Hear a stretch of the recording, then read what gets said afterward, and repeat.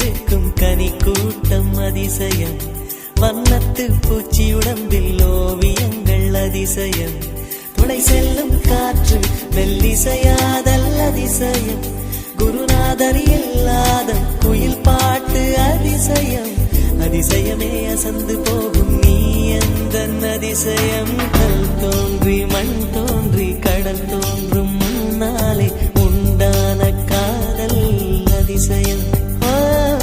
16 வயதான பருவத்தில்